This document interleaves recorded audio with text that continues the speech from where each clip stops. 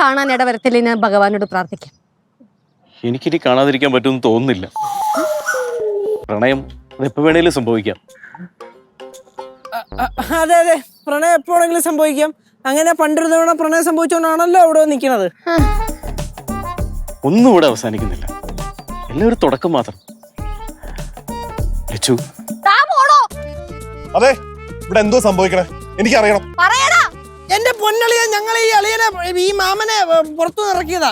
പുറത്തുനിന്ന് ഇറക്കിയെന്നോ? അളിയൻ നേരത്തെ പറഞ്ഞാൽ അളിയനെ പറ്റിക്കാൻ വേണ്ടി, അളിയന് പൊസസീവ്നെസ് ഉണ്ടോന്ന് ടെസ്റ്റ് ചെയ്യാൻ വേണ്ടി 1000 രൂപ എടുത്ത് ഏഞ്ചൽ നാടാ കമ്പനിന്ന് ഇറക്കിയത്. 1000 രൂപ ഒന്നല്ല ചേച്ചിയാ. ഇവള് പറഞ്ഞിട്ടാ അളിയനെ പൊസീവാക്കാന്ന് കേശ പറഞ്ഞത് ആദ്യം. അത് ഞാൻ അപ്പഴേ പറഞ്ഞു ഇവന്റെ അടുത്ത് വേണ്ട വേണ്ട നിനക്ക് വിഷമാവുന്നു. ലച്ചു, ഞാനിപ്പോ കഥാപാത്രത്തിനും റിയാലിറ്റിക്കും ഇടയ്ക്കാണ്. ഞാൻ പഴയ പൊടിമീശക്കാരനായി.